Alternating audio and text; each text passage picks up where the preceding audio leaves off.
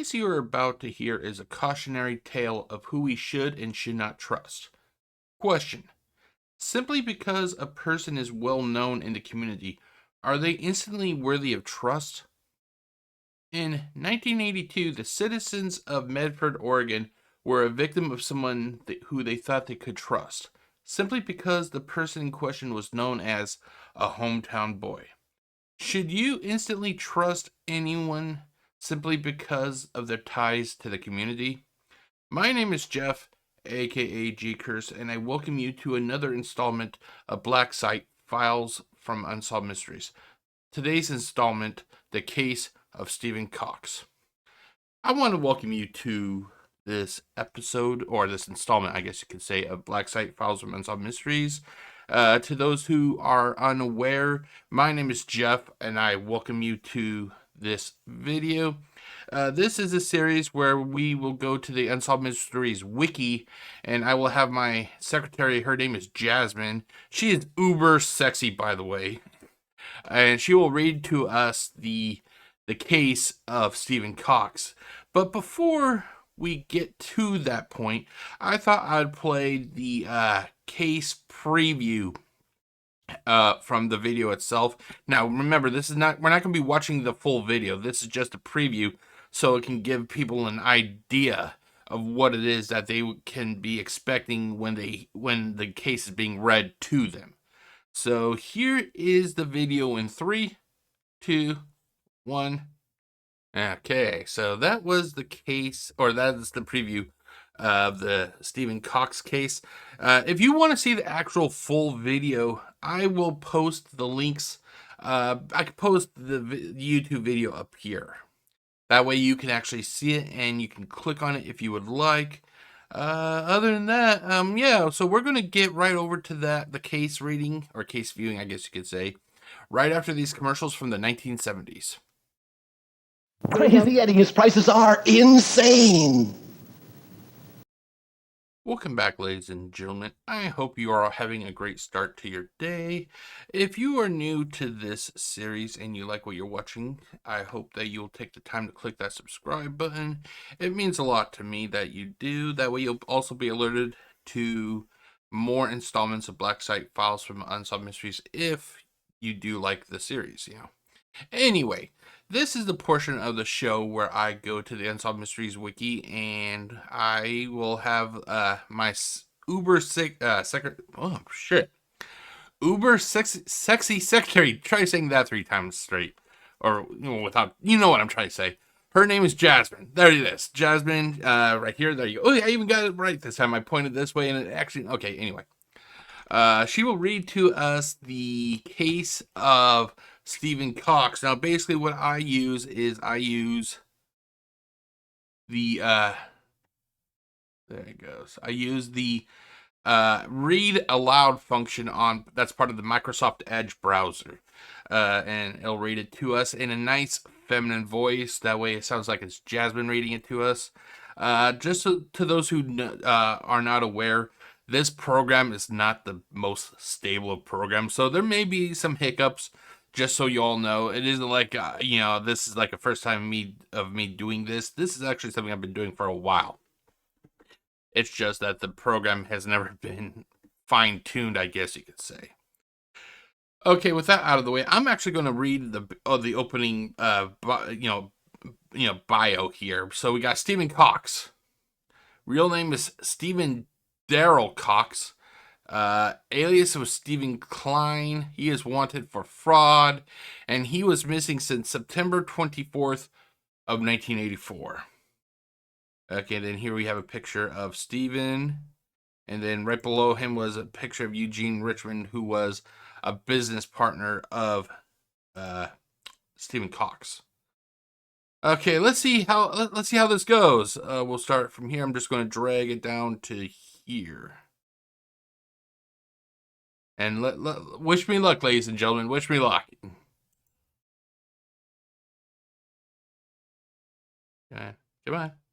Details. In 1981, Lorraine Rondo was 68 years old. Here we go. It's already acting up. Let's try it again. And newly widowed. Her husband had left her $100,000. It was all she had. She invested it with a man named Steven Cox. In 1976, a drunk driver left Michelle Witt crippled for life. The insurance company awarded her $75,000. She also invested her money with Steven. On September 24, 1984, he disappeared. He has not been seen since. At bankruptcy court in Medford, Oregon, a packed audience of more than 200 angry investors came forward. They told authorities they had given Steven in excess of $3.5 million. Every penny was gone. Oh god, 3.5. Now you got to remember, this was 3.5 million in late 70s, early 80s. So with inflation, you can imagine that has to be at least 5-6 million dollars now. It's probably a lot more. I'm just kind of throwing out a very very conservative number, but yeah, that's a lot of money, and that there was over 200, more than 200 angry investors. So yeah, I'd be pissed too. And this is one of the reasons I do not invest my money. To those who do not know, my mom, she passed away, and she left me a little bit of a nice, and I don't want to say investment. She left me a little bit of a nice inheritance, and I'll be honest, that I have not invested it. And this is kind of why, like I'm afraid if I invest it, will go belly up. You hear these cases and it's like, So that's one of the reasons I don't invest it. And number two, everybody in my family seems to die of a heart attack. Literally everybody has died of a heart attack. It runs really bad in my family. And since I am like basically the last one in my area, like my father lives up north, but he's already taken care of and everything. He does good for himself. Like I just don't have any real reason to invest it. So what I do is I keep it in my bank, and if I see something I want to buy, I'll buy it. And like, see, my job that I have, my job is nice enough that it pays for everything, like pays all my bills and all that. So I don't have to really worry about that. So basically, whatever I want to, if I would see something I want to get, I'll get it because I have the money. But yeah, I would like to invest it, but it's just like you hear all these cautionary tales, and everything. And this is one of those cautionary tales. This is what one of the, I think he was an investigator of this in this case. He referred to this type of fraud as like a pyramid scheme. And that's, because Stephen was having his partner, his name is Eugene Richmond. He was having Eugene constantly get more and more people to fund this, to pay the people at the top, so. Okay, so let's go down to here.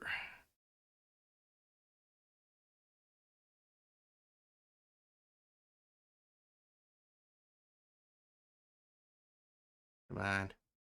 It looks like it How may did be Stephen acting get up. $3.5 million from the people of Medford? He was a hometown boy. The people of Medford knew him and trusted him. They hope that he will return and deal with them honorably, face to face. In high school, Stephen was a popular student and an all-around athlete. An all-around athlete, it meant to say. I'm sorry. I know this is going to sound mean of me to say it, but you cannot trust somebody simply because of their ties to the community. I have been one of the best workers at my job since I was hired in 2019, and just because I'm a hardworking employee, and I've seen to many students graduate, and I help my friends, and I help the community and everything. I do not expect people to blindly trust me. Blindly trusting people is how you get people like Steven Cox, who uh, takes advantage of the community. You cannot just simply trust people simply because he was an all-around hometown boy. No, you cannot do that. You cannot trust so easily. I think honestly that's something that is actually not being that observed that much anymore. Back in before 2000, basically, before 2000, you could actually find people who would trust you without any problems. Hey, you know that guy down the street you went to fourth grade with? Yeah, I trust him. The guy is good at shit. And it turns out that he's like a molester, a killer, a thief. Yeah, but I trust him because I knew him in fourth grade. It isn't. I don't think it's like that much anymore. You know, it's like, hey, you know that guy who you went to high school with? Yeah, what about him? I think you can trust him. Oh fuck no, I don't know that guy. I only knew him by name. I'm not trusting him. You know, like. But like I was saying, I think you should not be so fucking trusting. And I know that's mean of me to say, but because of blindly trusting people, we get people like Steven Cox and Eugene Richmond. Okay. Let's continue on.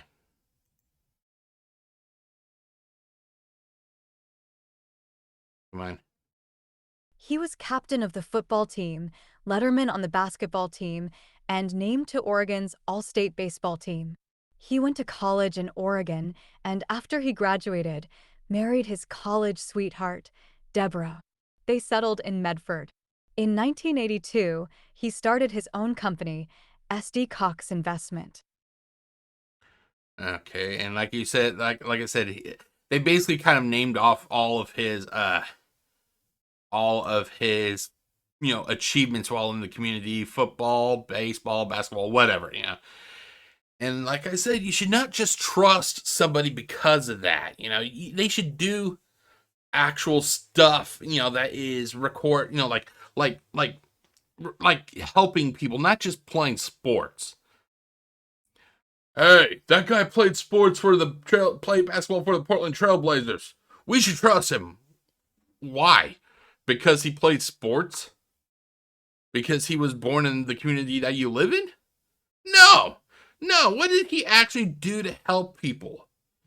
I'm sorry, just playing basketball does not count. No. There is, across the street from where I live, there is a food bank. I would trust those people more than I would some fucking athlete or singer or actress, because of the fact that they are actually helping people who are down on their luck. I would trust them more than I would your entitled pieces of shit.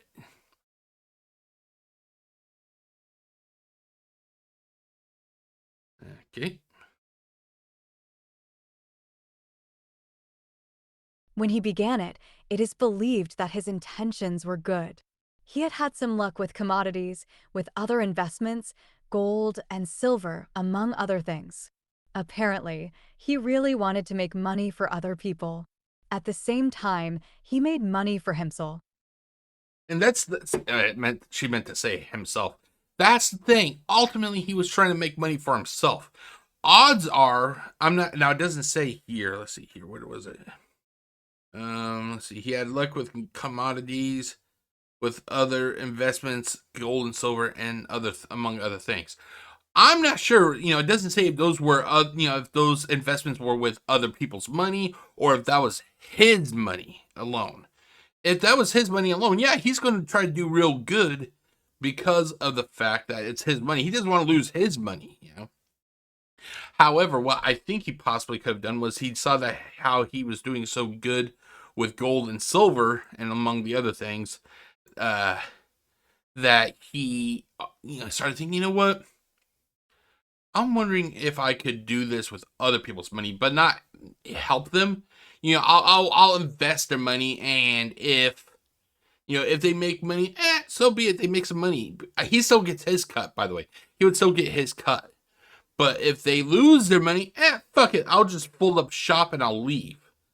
And that's what ended up happening. Okay, so basically he wanted to, they kept wanting to see the best of this guy, and it's like, you cannot do that. You cannot do that. That's how these con artists prey upon you. They will feed you a sob story. They will feed you false promises, and they will hook you. They want you to feel bad for them. That way, if they get caught, they can be like, oh man, I'm so sorry. I'm so sorry. I'm so sorry I took your $3.5 million. I'm so sorry. And those people that he conned will be like, okay, that's okay. Just don't do it, okay? Again, just don't do it again. I'm gonna give you a second chance. Like you cannot be like that. You have to hold the people to the fire. You don't hold them to the fire, they don't fucking learn the lesson. Okay, let's continue on.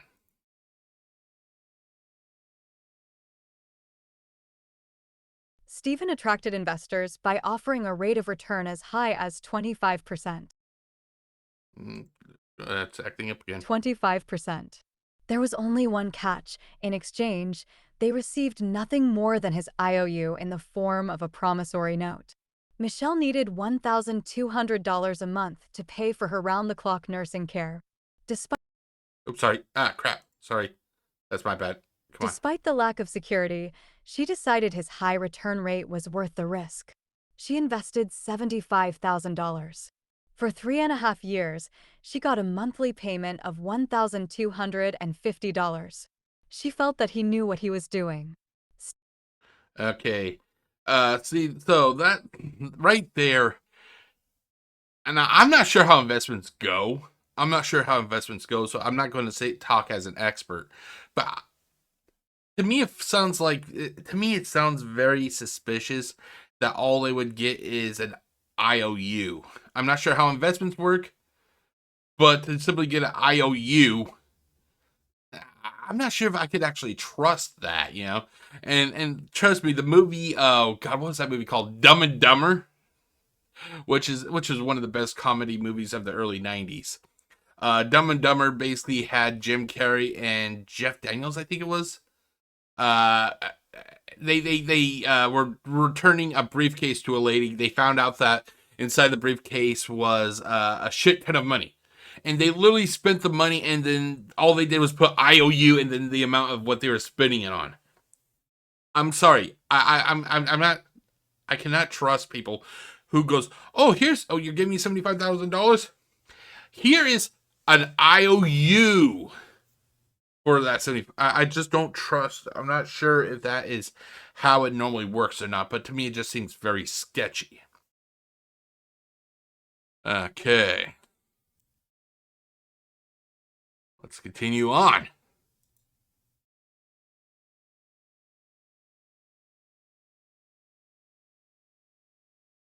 Come on. Steven's business doubled, then tripled. Eugene, Bud, Richmond, an old friend, was brought in as a partner. The two had known each other since grade school. Eugene had always looked up to Steven. He described Steven as the typical guy that everyone wanted to be around. He said that he did whatever Steven asked him to do, trusting him unequivocally. According to police, Eugene was the forceful personality in the partnership. He was the one that went out, talked to clients, and got new people to invest their money in the comp. In the company. And see, that's where that's where I'll be like, I'm kind of, it was Eugene that went out and got the people to give the money up for this company. You would think that the guy who actually owns the company, Steven Cox, it's even in the company's fucking name, Steven Cox, whatever. You would think that Cox would have been the one that goes out there to try to get the money. It's his fucking business after all, like. But so you bring in another guy who is helping with this pyramid scheme, basically. And I am the type of person that like I trust no one right off the bat. It's hard for me to trust at all. So when like when somebody comes up to me and goes, "Hi, I'm such and such. Nice to meet you," I look at that person. I'm just kind of dead eyeing that person. Like I'm trying to make a determination. And if people go, "Jeff, you don't trust that easily, do you?" And I'll look at them and go, "No, what the fuck do you think?" Like, no, you can't just trust blindly. You cannot trust blindly. You have to be careful.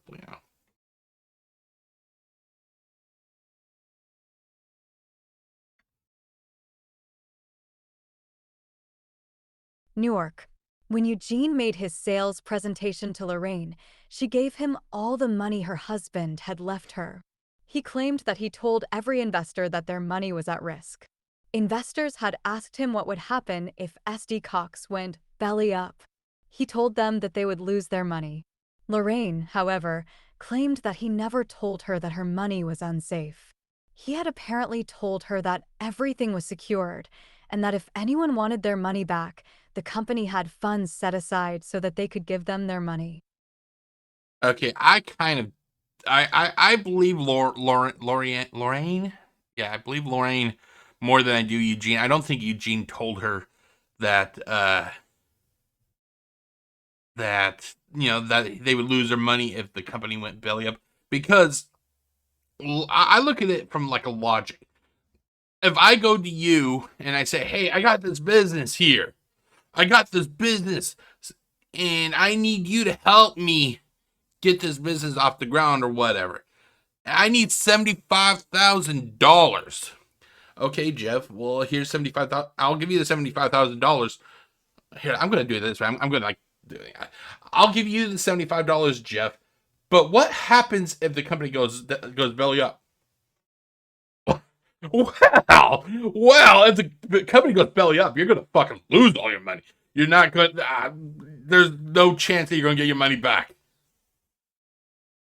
I find that very hard for him that he would have told her that that did not come up, because of the fact that if she gives him money, if you're told that you may not get your money back, are you going to willingly invest in it then? That's what I'm trying to say. I know it didn't come out the best, but that's what I think is. I don't think he told her that, because if he told her that you're going to lose your fucking money, I think that's a little bit of a turnoff to any potential investor, Okay.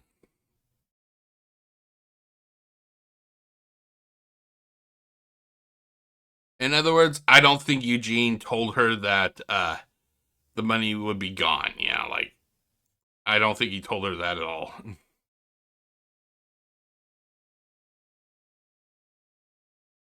Okay, let's continue on.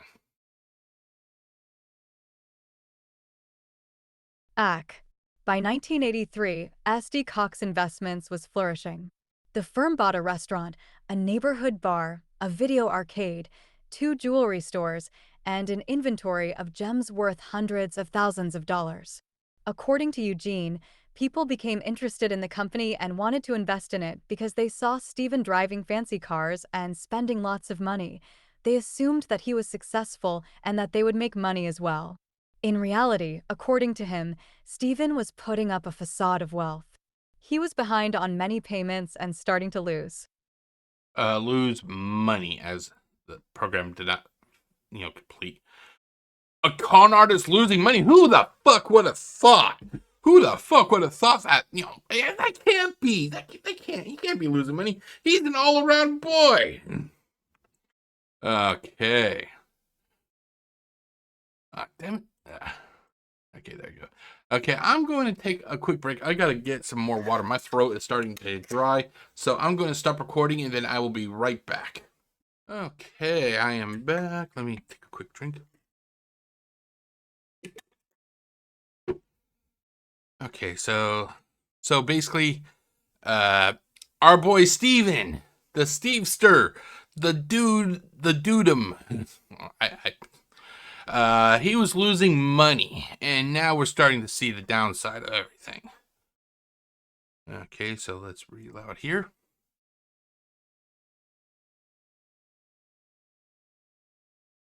Oni. By 1984, many of Steven's investments began to go sour.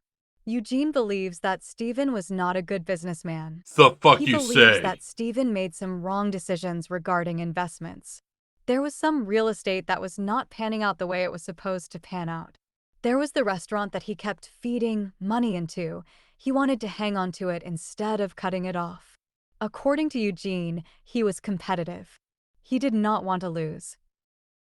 He did not want to lose ever. It did not catch the ever. But I'm sorry, but just because he's competitive, competitive does not give him the right to rob the community of $3.5 million. It just doesn't. And the fact that this also says kind of bad about Eugene. Eugene openly said that where was it? Eugene said that Steven was not a good businessman. Going just by saying that, he knew that the company was in trouble. He had a responsibility to get word out to the investors. Hey, you better the company's having problems. You may want to start seeing if you could get your money back. That's what I would have done at least. I would be honest with the customers. I'd be like, hey, we're having some problems. You may want to inquire about getting your money back. Okay.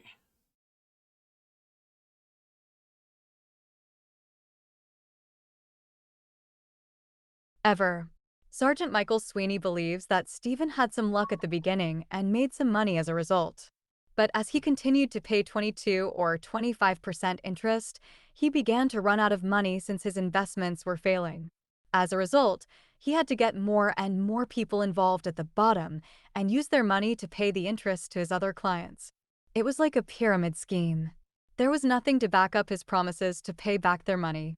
Sergeant Sweeney described it as a house of cards that eventually had to fall. And I'm not sure if it would be possible. I'm not sure if it was possible, but it said that he was continuing to pay 22 to 25% interest. I'm not sure if it's possible if he could have worked out some sort of arrangement where he could get those numbers lowered. Because if he could lower those numbers, maybe he could have been able to save some money, for the business, But that's just me. I'm not saying I'm a business major. My degree is not in business, it's in education. But I'm wondering if there could have been a way for him to try to lower these numbers, possibly somehow, I'm not sure how. But if you lower those numbers, because it seems like these high numbers here is what was causing a lot of the problems, because he had to pay out a lot more money, But hell, this is all in the past now, ladies and gentlemen. What's done is done. Okay, let's see here. Let's go down. We will go all the way down to here. Read aloud.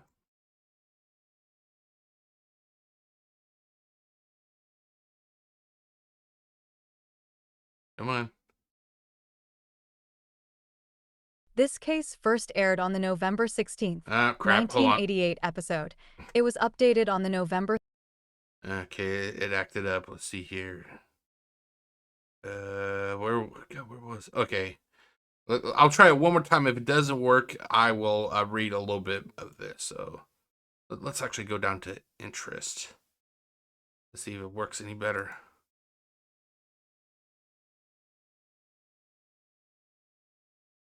Come on. Oh, fall. Okay. As a last resort, Eugene went back to Lorraine and asked. Go on. Dee asked for her last $5,000. At the time, she had recently been released from the hospital. She thought he had come over to see how she was doing. He then suggested for her to put the $5,000 into the company so that she would get some interest. She agreed and wrote him a check for $5,000.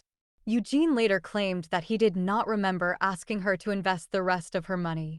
Soon after that meeting, Steven told Eugene that he had to leave town.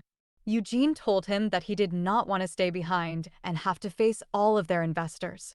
So, he agreed to leave with Steven and Deborah. Sergeant Sweeney, however, believes that Eugene and Steven had a premeditated plan to pack up and leave town. They had apparently planned for at least a month to do this. And that tells you what kind of people that Steven Cox and Eugene, whatever his last name, Eugene, were. If they had, they must have talked this over for a while for them to have this escape plan. And that tells you what kind of people they are if they're not willing to stay and face the fire, basically.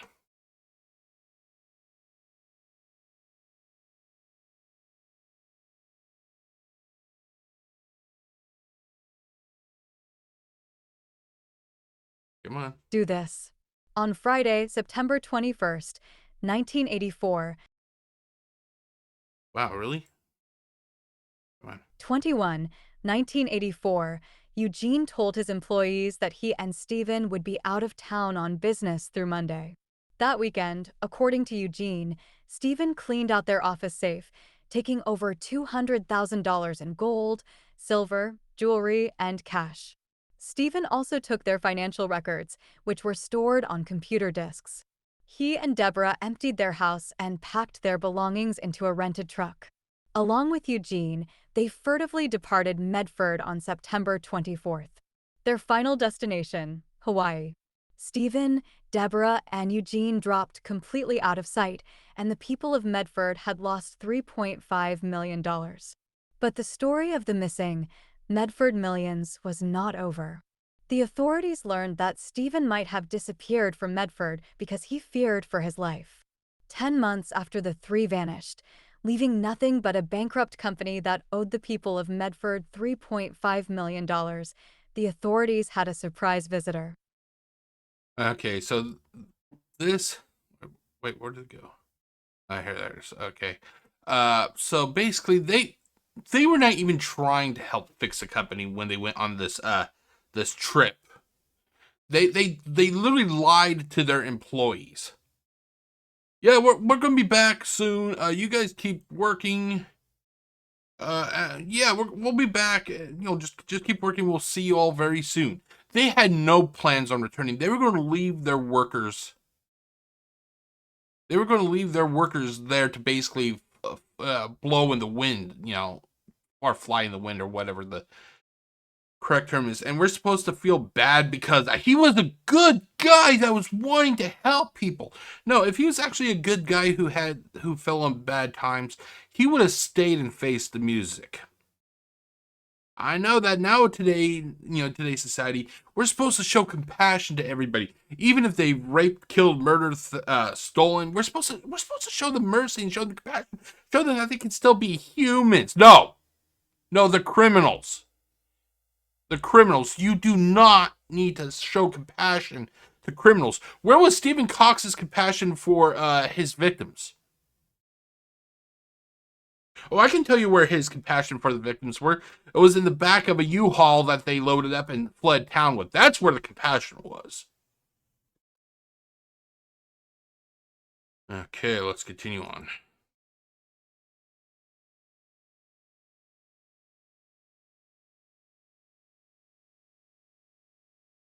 SE visitor. In July 1985, Deborah returned to Medford.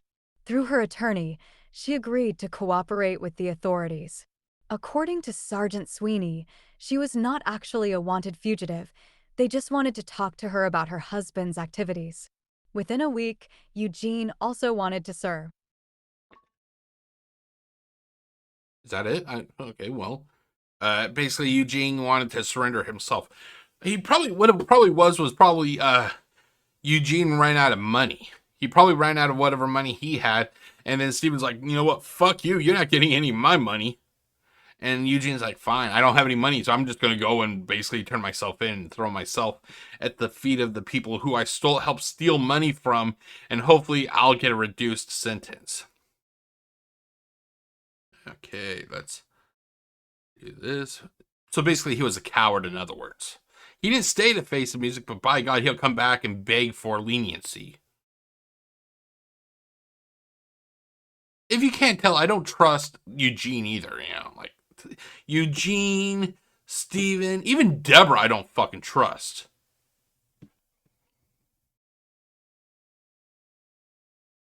They're all criminals who should be forced to pay the highest cost, basically. Himself. Arrangements were made for him to surrender in the company of his attorney, to be interviewed, and to be processed on the fugitive warrants that were outstanding for him at the time. But for the most part, the information that police gleaned from these interviews was really not helpful to them. Eugene would not make any statements that could be used to incriminate him. He also could not say anything about Steven without incriminating himself. So the guy's not only is he a fucking thief, he's a chicken shit. So basically, this did nothing but more to try to just get people to look at him and go, oh, see, he's actually trying to turn himself in. He's a good guy. He has a conscience. No, he doesn't have a conscience. He did everything possible to not incriminate himself. He's a chicken shit. He's not a man. He's a coward. If anything, you could say he's even like a little boy. He's a little boy who knew he was in trouble. He turns himself in not because he's actually sorry, but just because he wants to try to skirt around everything. He's like a politician, in other words. Okay. Okay, let's actually just go down to here. And damn it, I always seem to forget that one first letter. There you go. He would not incriminate himself. What a fucking chicken shit. ING himself. ING One thing himself. Eugene did tell police was that in 1980. Here we go. Let's In 1983, Steven had become involved with a mysterious investor. The man had invested hundreds of thousands of dollars with SD Cox Investments. As security for his investment, he took out a life insurance policy on Steven. According to Eugene, before they left town, he talked to Steven and tried to convince him to shut their company down. Steven said that he could not do this because of the investor. He feared that if he did not pay the investor back, the investor would hurt him or Deborah or his family. Sergeant Sweeney, however, doubts that the investor would actually hurt Steven since they know about the threat. Okay, come on, down here. The threat. In October 1985, Eugene pleaded guilty to charges of racketeering and was sentenced to 15 years in prison. He served just 2 years. Steven remains at large. He is charged with selling $2.5 million worth of unregistered securities. Lorraine hopes that he will turn himself in and face the people that he hurt. Unfortunately, Sergeant Sweeney notes that, unless Steven comes into a large amount of money, he will not be able to pay back his investors and they will be unable to recoup their losses.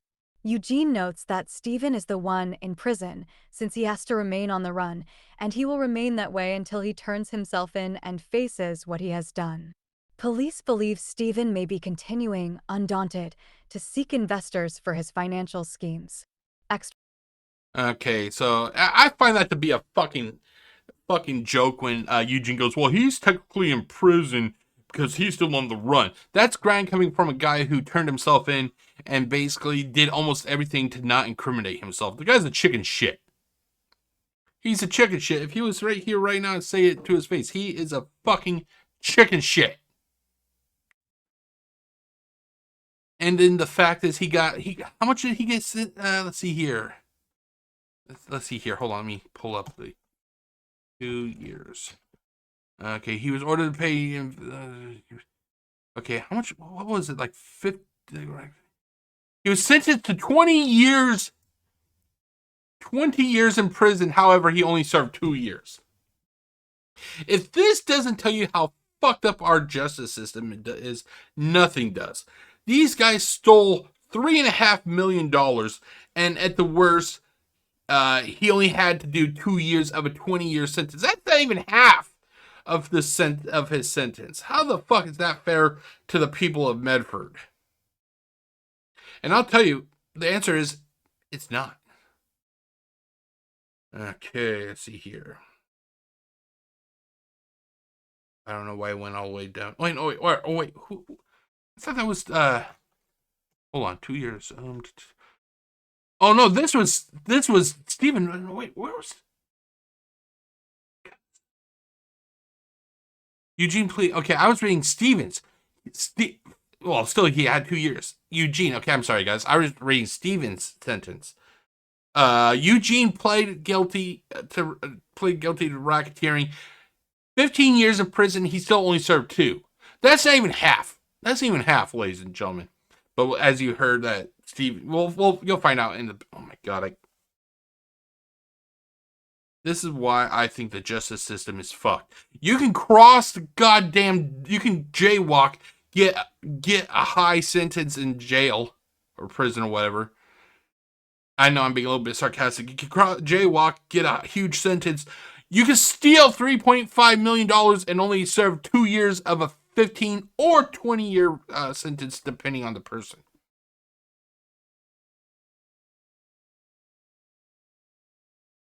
Not cool. Not cool. Okay, so extra notes. This case first aired on the November 16th, 1988 episode. It was updated on the November 30th, 1988 episode, December 21st, 1988 episode, and January 11th, 1989 episode. Damn, do you think it had a lot of updates? Holy shit. It was also mentioned on the 3rd anniversary special. Stephen may have been linked to another con artist that was profiled in Unsolved Mysteries named Dennis Walker. Sports, Dennis also operated Medford. What is it with Medford attracting all these criminals? Holy shit. Dennis Walker, a sports collector from Medford, was found dead under mysterious circumstances in Las Vegas, Nevada. However, nothing has actually been established to link the cases. It could just be a weird coincidence, but really, what is with Medford? If you live in Medford, can you please tell me what it is about your area that's attracting these con artists? Okay. Oh, and by the way, here is a picture of Steven after his arrest. Does he look that? Oh, holy shit! This is not on me. This is on the website. Does he look that fucking sad? Does he look apologetic at all? The answer is no. He doesn't. No, he doesn't. He looks like a piece of shit, if you ask me. But he's a homeboy. He's a homeboy. He never did anything wrong. He's a great guy. All right. My fucking ass, he's a great guy. He stole your money. He basically put his dick in your mouth. I don't know why I went that route. He made you pleasure him, and then he left. Where is your fucking humility? You should be upset. Where's your anger at? Me, if I invested a shit ton of money and I found out this piece of shit left town, I'd be enraged. Okay, let's continue on. Jasmine, she's looking at me. Yeah, you can see it. She's looking at me. She's looking at me. She's like, Jeff, you're ranting. I'm not ranting. Okay, baby, I'm ranting a little bit. Okay, maybe just look. Jasmine, why are you looking at me like that? Okay, let's continue on. Okay, results. Results captured. Within minutes of the broadcast, 6 viewers called the telecenter to report that Steven was living in Boise, Idaho, under the assumed name of Robert Bradley Davis. He was working at a local coin shop selling gold and jewelry. He had been living in Boise for 3 years and had remarried. On the morning of the broadcast, he disappeared from Boise, telling his new wife that he was going to Hawaii due to a death in the family. The next day, he called her and said that he was not coming back because he was afraid of people he owed money to. Oh, please. He's going back to that same fucking tired excuse again. People are fucking gullible. But then again, why am I not shocked that a guy who fucking conned $3.5 million out of his community, he's working in a business that once again deals with money. Why am I not fucking shocked? Once a con artist, always a con artist, I guess. Okay, let's go down to here.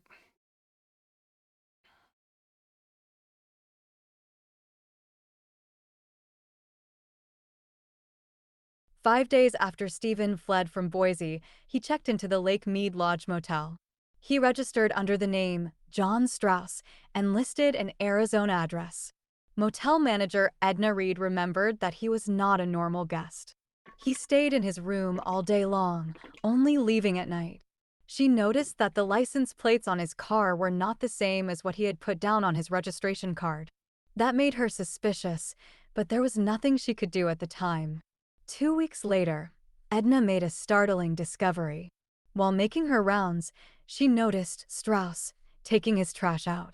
Instead of putting it in the bin in front of his room, he walked several doors down and put it in another bin.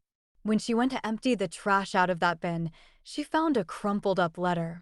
She read it and noticed a part where it said something about the Unsolved Mysteries show being a bombshell. She showed the letter to her husband, and they decided to call the ranger. The Rangers. You know shit's gonna get real when the Rangers are called. Okay, so let's go down to here.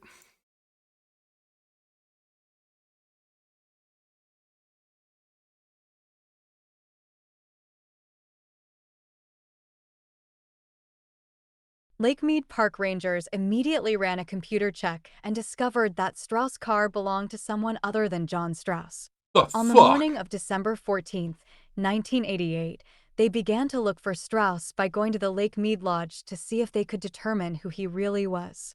When they got there, Strauss and his car were gone. He had left about 15 minutes earlier. He's like a Later that cockroach. morning, park rangers spotted his car and pulled him over in the parking lot of the Gold Strike Casino. After they made the traffic stop, he produced a driver's license issued to Robert Davis. They checked that name and date of birth through the NCC computer. They found that it was an alias used by Steven and discovered that there was a warrant for his arrest. For his arrest. The guy's like literally a cockroach. He can tell the heat is starting to get to him and he leaves. He's like a fucking humanoid cockroach. And once again goes to a fucking casino. The guy does it. He's addicted to money. That's what he is. He's addicted to money. Okay, let's see here.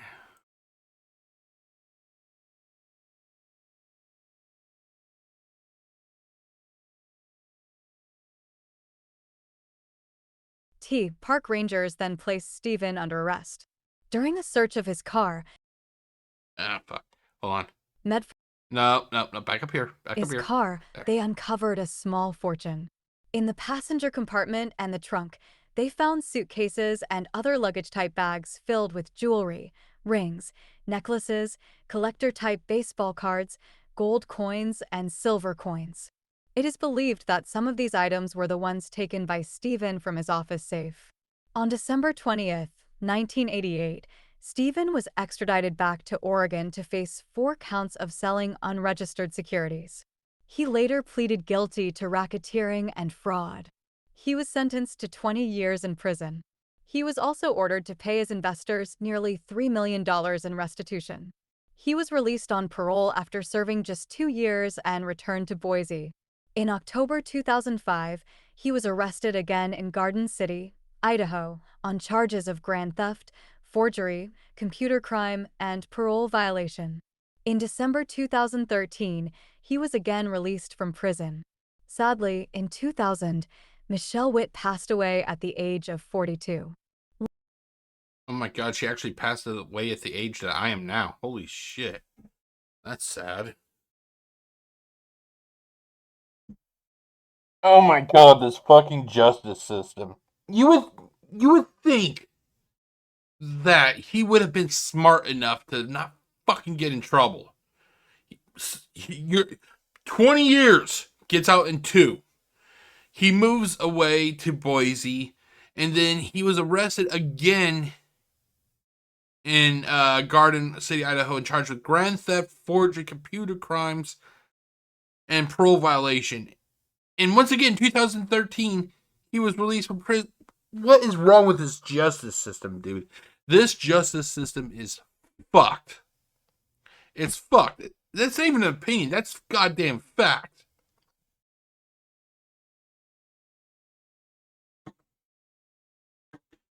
I feel bad for Michelle Witt. She passed. She was. If I remember correctly, she was the one that was handicapped. She in a car accident. Let's go back all the way up here. Let's see here. Laura doesn't mention. I'm wondering how Lorraine is doing. Let's see here. Yeah, it was a drunk driver left Michelle Witt crippled for life.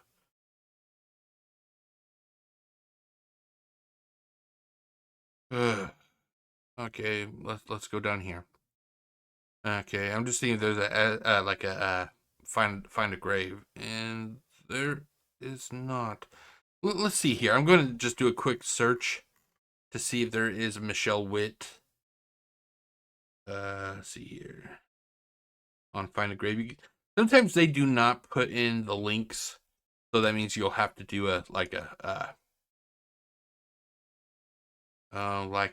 search yourself. Let's see here. Michelle Witt, Unsolved Mysteries, find a grave. I don't. Okay, I'm wondering if this is the same person. Hold on, let's. We'll know if it's like if it mentions like Eugene or Medford, Oregon. Yep, it is. Okay, I'm gonna have to, because I am a member of that the wiki. I am. If you're watching this, soon after, hopefully I'll have to remember how to do it. I am going to actually add this to the. See here. God, what's it called? Steven Cox. And so, wait, hold on. After I get done uploading this and everything, doing processing and editing, I'm going to go to this website because I'm actually already a member of this website, and I'm going to go and make sure that Michelle Witt, that her information is added down here, because people should know, the victims deserve to be remembered. I don't encourage remembering criminals, but if it's a victim, I will encourage, to have like a, the find a grave here for their memory and everything. Okay, so that is it. Oh, wait, never mind. Hold on. Let's actually here. What I can also do is, because I'm curious if how Lorraine is doing. See here, because I'm pretty sure that she's also passed away at this point. She was 68 years old as of 81. So 20 years later, at 2011, she would have been 88. He would have been over 100 now. I'm not trying to sound mean, but I'm just, I like to, have updates about some of the victims, see how they are doing and whatnot. Find a grave, unsolved mysteries. Do we have anything for this? Okay.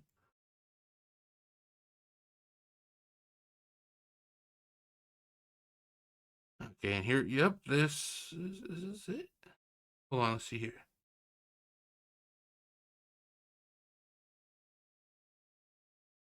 I'm not sure if this is the same person.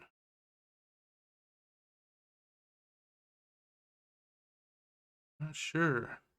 It's the Lorraine Pondo. Because it doesn't mention Eugene, Oregon. Your photos.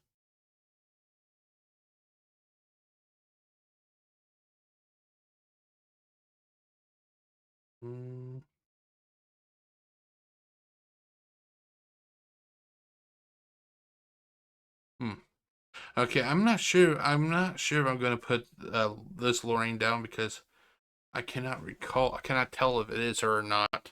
But the Michelle Witt for definitely will be added to it. And before I go, though, we will do a quick look.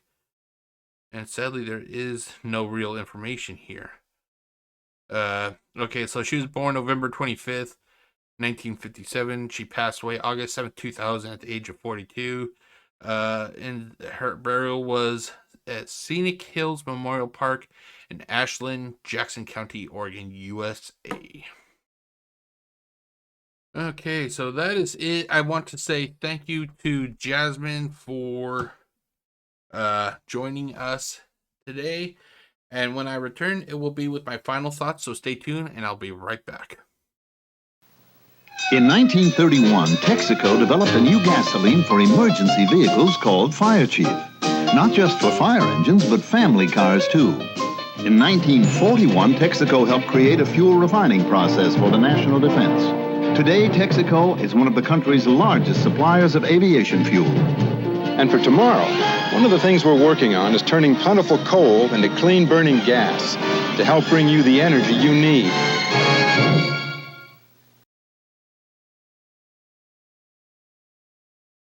Welcome back, ladies and gentlemen. I accidentally had my microphone muted. I am so sorry about that. This is the portion of the show where I give you my final thoughts. But before I get to that, I just want to do a quick update. I decided instead of waiting until I finish editing and processing this video, because I'd most likely forget, because I'll be honest, I have a little bit of a... My memory isn't the best, I guess you could say. I decided that I would go and tend to adding that link regarding Michelle Witt at Find a Grave. It was not originally here earlier, so I decided that I would update this wiki page and add it. So I added the link. So if you ever go to the Unsolved Mysteries Michelle or Steven Cox wiki, this page here, and you scroll all the way at the bottom, you will find the link for Michelle Witt. Just click on it and it will take you straight to her Find a Grave page. Okay, so with that out of the way, it is now time for my final thoughts. And this is a cautionary tale of who you should and should not trust. Simply because somebody is known as a hometown boy, like Steven Cox was, it should not be a reason for you to blindly trust people. And that's an issue that was suffering, that a lot of the victims of Steven Cox suffered from. They figured, well, he's a hometown boy, he must be good, he would never do anything to us. You do not let titles, do not let status fool you. You cannot do that. He fooled a lot of people simply because he was from the area. This case, or both, well, the sentences that both Steven Cox and Eugene Richmond, the sentences they got was not enough. Especially when one was sentenced to 20 years and the other was sentenced to 15, and they both got out of prison at 2 years each. Neither of those pieces of shit served half of their sentence. That tells you how bad this justice system is. Now, do I feel bad for either of these Steven Cox and Eugene Richmond? No, I think they're fucking pieces of shit. They stole $3.5 million from their community. Did they have the courage to actually stay there and say, hey guys, I'm sorry, or we're sorry, we fucked up. We cost you all a lot of money. We accept responsibility. Did they do that? Fuck no. They acted like the pieces of shit that they are, and they ran to Hawaii. Now, I think in some ways Eugene Richmond is as bad as Steven Cox, just for different reasons. Steven Cox, he took their fucking money and he ran without any remorse. No remorse at all. Eugene Richmond, he literally took, helped take their money. He ran like the little bitch that he is. He then came back. Did he come back to do what was right and accept full responsibility for his part? Fuck no. Fuck no. He came back to basically clean his conscience. He came back, and instead of actually telling giving any real information, he told them a lot of nothing. He told them a lot of nothing so he would not incriminate himself. The guy's a piece of shit coward. And if he was here right now, I'd tell him straight to his face, you're a fucking piece of shit coward. Well, I told Lorraine about if she invested that she would lose her. No, you fucking didn't. Because any logical person that knows that if you tell somebody, hey, you invest this money, you may lose it, they're not going to want to invest their money then. They're going to want to invest their money in something that they feel is a safe bet. No. Eugene Richmond is a manipulative little piece of shit cocksucker.